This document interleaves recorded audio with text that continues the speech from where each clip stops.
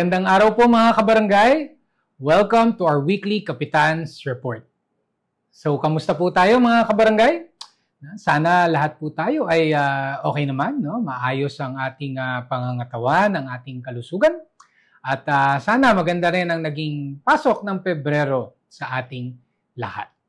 So, ano ba mga kaganapan sa Barangay San Antonio nitong nakaraang linggo? So, unang-una, no? Syempre, tuloy-tuloy po ang sari-saring mga kolaborasyon dito po sa Barangay San Antonio. So alam naman po natin, no, ang BSA ay mahilig talaga sa mga collaborations, partnerships, no, with different CSOs, mga private stakeholders natin. Ang sa ganon ay nakakapag-introduce tayo at nakakapag-implement ng iba't ibang mga programa, no, dito sa ating komunidad.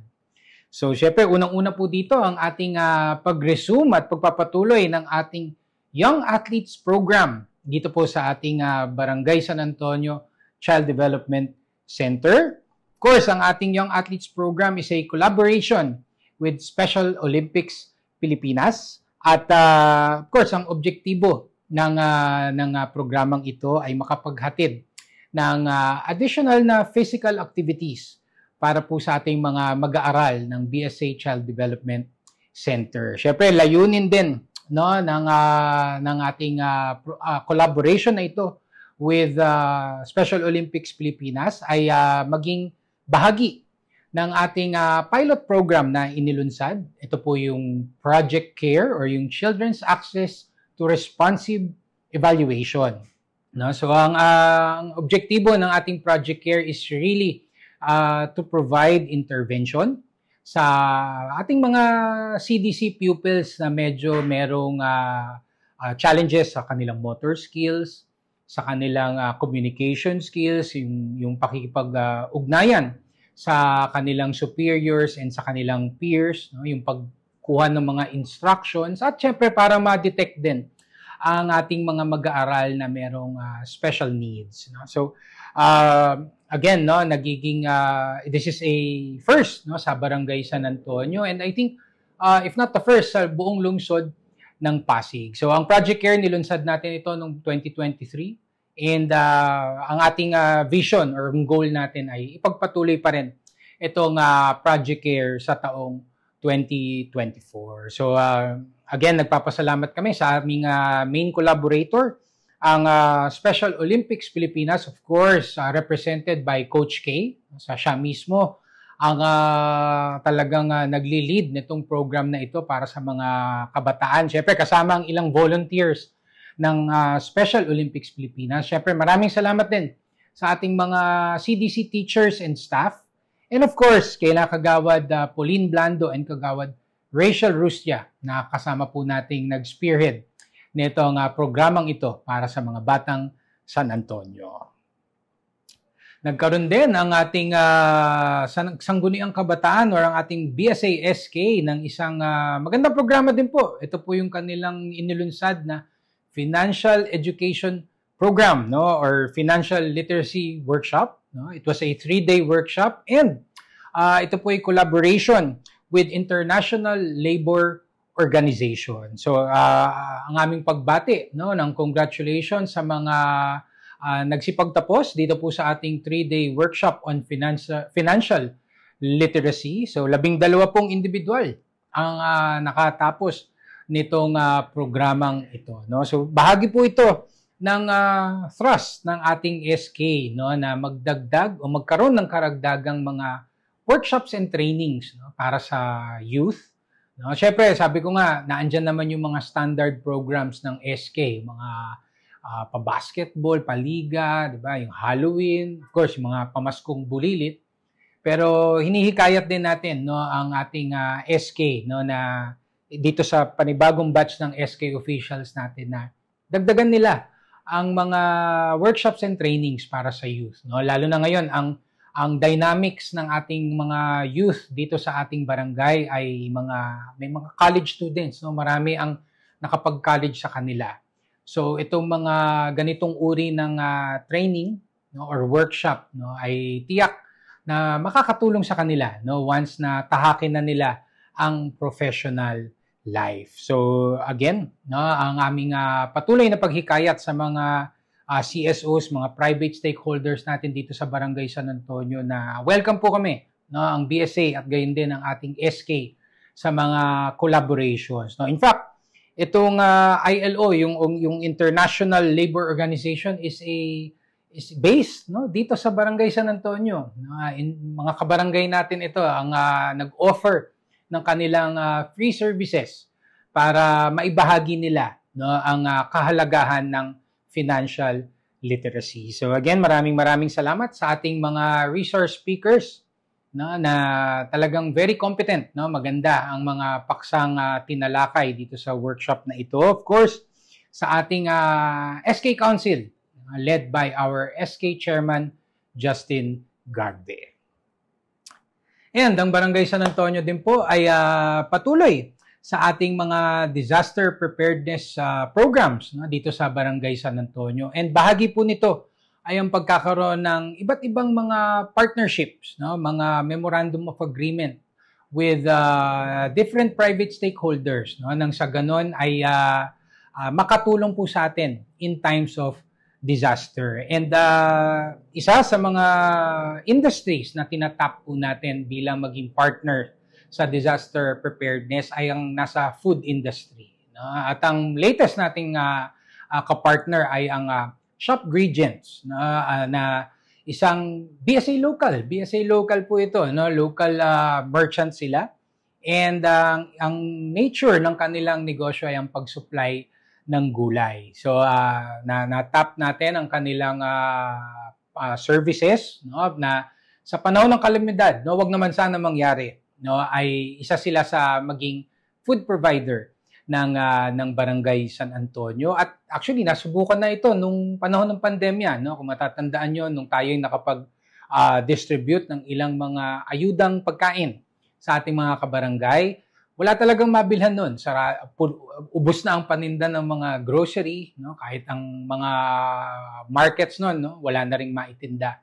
Pero dahil sa mga existing natin na mga programs and partnerships, no, mga MOA natin with different food providers, no, nagkaroon tayo ng parang first refusal, no, na makabili ng mga food items para sa ating mga kabarangay. So, isa ang Shopgregients sa ating newest partners, and layunin po nito, no, na mas mapatibay pa natin ang ating preparedness, no, pagdating ng disaster. So again, maraming salamat sa Shopgregients, and sa ating mga local, no, BSA local merchants, no, asahan niyo po ang aming pag-reach out po sa inyo, at sana po ay ma-accommodate niyo rin po kami, no, sa ganitong pamamaraan ng ating paghahanda sa panahon po ng sakuna. And ang Barangay San Antonio din po ay tuloy-tuloy po sa ating iba't ibang mga pakikipag-ugnayan sa religious sector. No? Alam natin, ang religious sector ay malaki rin ang ambag sa ating komunidad. Kaya't ating pinagpapatuloy ng ating relations, no, sa kanila. So, unang-una po, no, maraming salamat sa CPMA or ang City of Pasig Ministers Alliance sa inyong pagpasyal sa aming tanggapan dito po sa Barangay San Antonio, at layunin nung kanilang pagpasyal po sa atin, no, ay para hikayatin po tayo sa pag-commemorate ng National Bible Month. Ang National Bible Month, suportado po ito, no, ng isang presidential proclamation na hinihikayat, no, ang bawat isa na i-commemorate, no, isama sa mga daily activities ang pagbibigay halaga sa Biblia. No? So expect nyo po one of these days, no, especially during our flag raising ceremony, no, ay magiging base, no, sa Biblia ang ating program for that flag raising ceremony. So ako'y nagpapasalamat sa pamunuan ng CPMA. Of course, maraming salamat din sa ating collaborator na constant collaborator, ang BICF or ang Bagong Ilog Christian Fellowship, na siyang naglapit sa ating tanggapan ng CPMA. And Ako'y nagpapasalamat din po sa BICF, no, sa patuloy nyo na tulong sa ating barangay, lalong-lalo na sa values formation, spiritual formation ng ating BSA workforce. At may mga nakalatag na rin tayo in the pipeline na spiritual formation and values formation din para sa youth at gayon din sa BSA College Scholar. So again, maraming salamat sa ating mga kaibigang pastor, no, sa patuloy na suporta sa Barangay San Antonio. At syempre, no, ang aming pagbati din po, no, sa ating official, no, na parish priest ng ating mahal na parokya, ang Holy Family Parish. No? Congratulations to Father Joseph Santos, no, for officially being installed, no, as our parish priest dito po sa ating mahal na parokya na Holy Family Parish sa Barangay Kapitolyo. No, naging isang malaking karangalan po na kami po ay maging bahagi nitong special na okasyon na ito, and isang malaking privilege, no, na makita namin ang ating mahal na bishop na si Bishop Milo Vergara na siyang mismong nag-celebrate ng misa na nung gabing iyon. Actually, it was a concelebrated mass, no, by different priests, no, even yung mga kaibigan po nating pare ay nakita din po natin na nung gabing iyon. So, dumating din po sa special na okasyon na ito ang mga kapitan, no, ng ating 4 na barangay na sakop ng Holy Family Parish, of course, from Barangay San Antonio, Barangay Pineda, Barangay Urambo, and Barangay Kapitolyo as well. Siyempre, yung ating private stakeholders, no, na madalas din ang pakikipag-ugnayan sa ating parokya ay dumalo rin, tulad ng OCAI, no, Ortigas Center Association Incorporated. So, maraming salamat sa Holy Family Parish. Again, congratulations kay Father Joseph. At maraming salamat din po sa iba't ibang mga activities, no, and collaborations that we've had in the past. And we do look forward, no, to more activities, no, lalo na itong pagpasok ng 2024. Siyempre, asahan nyo rin po ang patuloy na suporta ng BSA sa lahat po ng mga endeavors ng Holy Family Parish. And no, sa ating barangay, no, may mga ilang events po tayo na gaganapin. No, so, unang-una po, no, happening today ang ating Dragon and Lion Dance, no, dito po sa Barangay San Antonio. Again, this is a collaboration with OCAI, or with Ortigas Center Association Incorporated. And sa umaga po, no, sa ganap na 9:00 ng umaga ay mag-iikot na po ito sa Central Business District natin, no, sa Ortigas Center. And ang estimated time of arrival dito po sa ating barangay hall is around 1 to 1:30 p.m. No? So maraming salamat din po sa ating mga kabarangay, no, dito sa village na nag-express ng kanilang intention para sila ay mahintuan, no, ng ating Dragon and Lion Dance. Pero ang aming usapan naman po nung Dragon and Lion Dance team natin is iikot naman talaga sila sa bawat kalsada dito po sa ating village. Siyempre, magkakaroon din po tayo ng fireworks display sa ganap po na 5:30 p.m. Dito po yan sa intersection ng Julia Vargas at ng San Miguel Avenue. So again, sa ating mga kabarangay, sa ating mga collaborators, maraming salamat, and ang aming pagbati po sa inyong lahat ng Happy Chinese New Year, and no, nawa ay maging prosperous po itong Year of the Dragon para po sa ating lahat.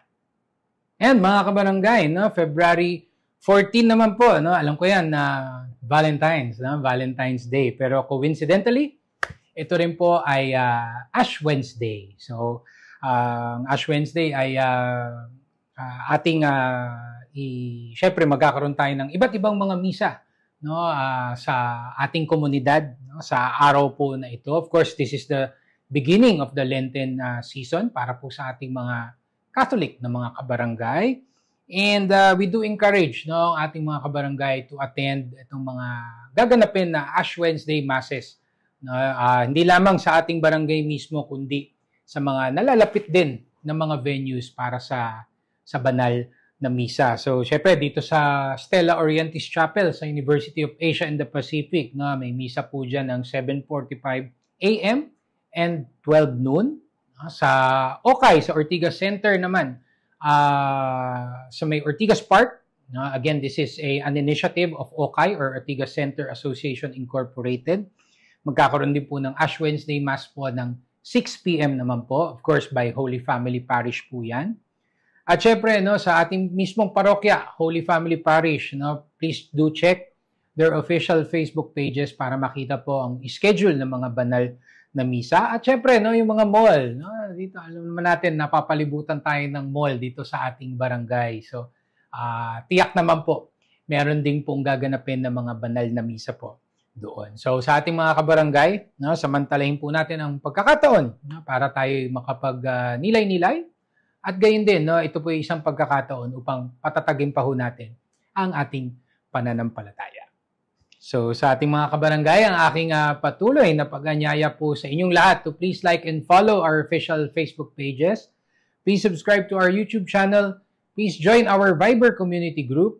And please do regularly visit our official website, sanantonio.pasigcity.gov.ph, no, para lagi po tayong updated sa mga kaganapan, no, sa ating barangay. No? Ako, natutuwa ako pag nakakarinig ako ng feedback na, na updated kami dahil nakikita namin sa Viber group. Mga ganyan ba? So, at least, no, yung trabaho po namin para makapaghatid ng impormasyon, no, alam po namin nagagawa naman namin in the best way that we can. So, ang paghikayat po namin, no, sa inyong lahat, no, na andyan na po yung mga avenues, no, to get information about the barangay. So sana po, no, patuloy po natin itong subaybayan, nang sa ganon ay alam po natin ang nangyayari dito po sa barangay San Antonio. So again, ang aking pagpapasalamat po sa ating mga katuwang sa pagseserbisyo, of course, sa ating mga mahal na barangay employees, the barangay council, the SK council, our social media team, no, maraming salamat. Of course, sa ating mga benefactors, donors, collaborators, no, napakalaki ng inyo pong ambag sa ating komunidad, no. Talagang nagkakaroon ng nada-diversify ang ating mga naihahatid na activities para po sa ating mga kabarangay, and most importantly sa ating mga mahal na constituents, mga netizens natin, mga kabarangay po natin, for being very active and supportive sa mga endeavors po ng BSA. So again, ang aking pagpapasalamat po sa inyong lahat sa inyong pakikinig, and rest assured that BSA will continue to do its best upang ihatid po ang tunay na service with a smile para po sa ating komunidad. So sa ating mga kabarangay, patuloy po tayong magdasal, no? Sabi ko nga, ang ating pananampalataya, no, wag pong mawawala po 'yan sa ating pang-araw-araw po na buhay. So sa ating mga kabarangay, mag-ingat po tayo lagi, stay safe always, and may God bless us all. Thank you.